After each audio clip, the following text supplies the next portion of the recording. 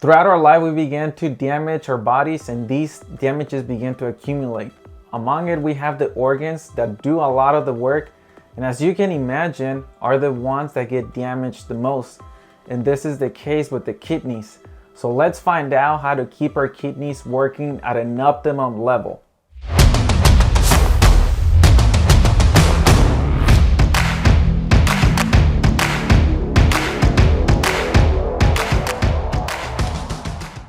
Our kidneys are one of the organs that work the most, and as a result, they begin to accumulate damages. The kidneys receive about 1/5 of the blood that's pumped by the heart, and they filter about 200 liters of blood daily. And they produce a healthy, at least on a healthy person, they produce around 2 liters of urine a day. So if I want to take care of a car, as an example, it means that I need to take it to the mechanic for service and give it maintenance in order to change the filters and any other necessary part that will improve the life of my car. The same logic applies when taking care of our organs and help them to work at an optimum level. So because I can't change the filters of my kidneys, the least I can do is to clean them and help them work without any struggle. And this is the part where the kidney cleanse fits in. Because if we want to better the filtration capacity of the kidneys, this will help us not to accumulate so many toxins, and the less toxins means better quality of life and longer life. So to better understand this, let's think of what the kidneys actually do and why this is key. The first point is that the kidneys regulate the sodium of the body, and this is important to maintain good arterial pressure and not to exceed the amount of sodium, because that will give you other symptoms of hypertension. But also watching not to have a deficit in sodium, because that will give you other problems linked to the nervous system. Because of this, good renal function is important to maintain this good arterial pressure within our system. Also, your kidneys help to regulate the amount of renin, which is essential to regulate arterial blood pressure. The second point is that they regulate the amount of phosphorus and calcium in the body, and this is important if you want to prevent any loss of bone mass. The third aspect is that they regulate potassium. Potassium is a mineral that's essential for lots of functions, such as having adequate heart rate, preventing uncontrollable cravings for carbohydrates, and also to regulate the activity of the sympathetic nervous system. And this is useful especially if you're having issues with trying to relax. And this is another reason why it's important to have good renal function. Another aspect is that kidneys produce a hormone like erythropoietin, which is essential to produce new red blood cells. So much of this is prohibited in competition due to the aspect that it allows for better sports performance.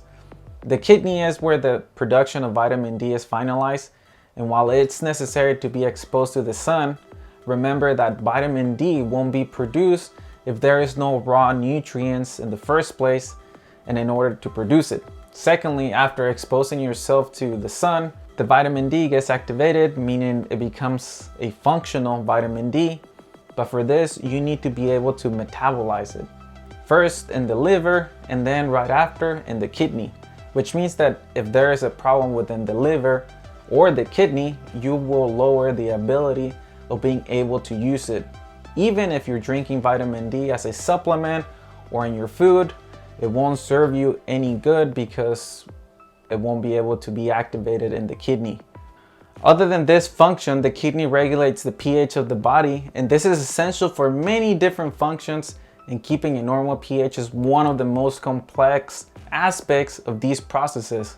Now that we've looked briefly into the kidneys, you might be asking yourself, how does cleaning my kidneys actually work, and what kind of benefits does it have? Cleaning your kidneys or doing any sort of clean kidney cleanse brings a lot of benefits. One of the most immediate results we're able to observe is the reduction of pain in the lumbar area. And this is because the kidney pain is often felt in the lumbar region.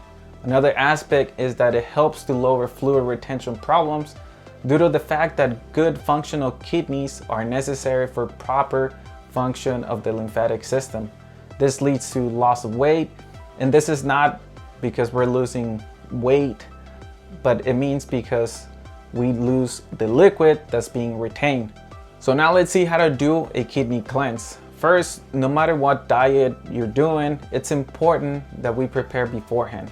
And I say this because now that we understand the work of the kidneys and that filtration is important for proteins, sodium, and other minerals, during a kidney cleanse, we're going to make the kidneys work even more.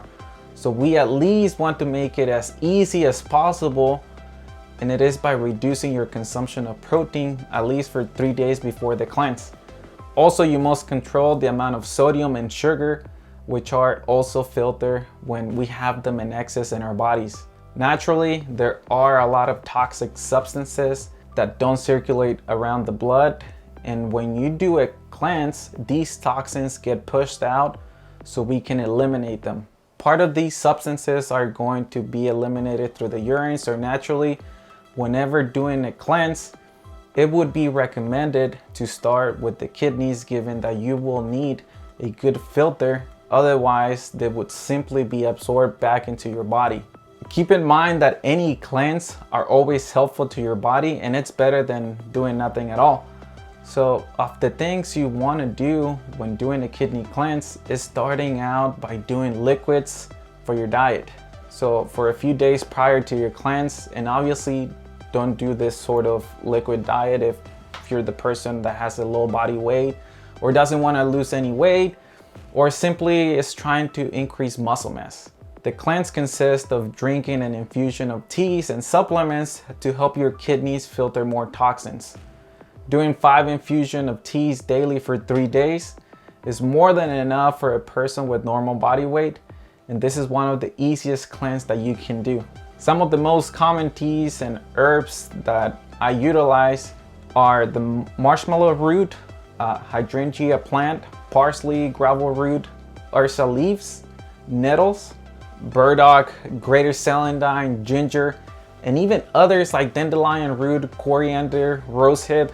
Given the vast amount of herbs that you can choose from to do a cleansing, if you get confused, you can simply just use burdock, dandelion, ursa leaf, and greater celandine, all in equal amounts, and simply make an infusion out of all of them and drink them throughout the day.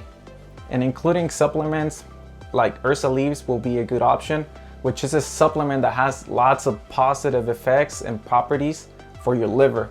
If you're using tap water with which you're preparing your infusions, I am going to recommend you that you have it filtered, and this is simply to add an extra effect of benefit to your infusion.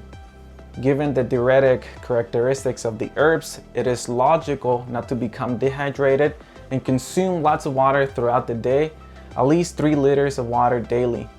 One aspect that we need to know is kidney stones and how to prevent them. And the thing that we must know is that there are different types of kidney stones, with the most common one being made out of calcium oxalate. Many times calcium stones can dissolve, but only if you stop the consumption of the foods that are allowing the formation of these kidney stones. For example, stones made out of calcium, like calcium oxalate or calcium phosphate, are the most common kind of stones. Actually, about 75% of the stones are made out of calcium. In this case, I wouldn't need to stop the consumption of calcium, but the consumption of foods that are rich in oxalate, like chocolate, spinach, sodas, which increase the formation of stones.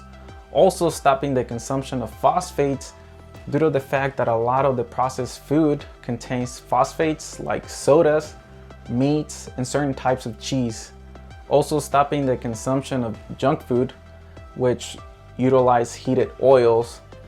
And also studies have shown a greater link between the inability of properly processed fats due to a congested liver. Therefore, cleaning your liver is another aspect you might want to look into when dealing with kidney stones and the prevention of creating kidney stones. Another of the stones that are made out of triple phosphates, which are one of the most rare, are often found in women on post-urinary infections. And the way to prevent them is simply by avoiding prolonged urinary infections.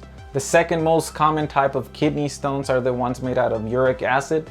This is mainly caused as a result of not having enzymatic capacity to process the uric acid and prevent it from accumulating in our bodies and our kidneys. giving way to the formation of these uric kidney stones.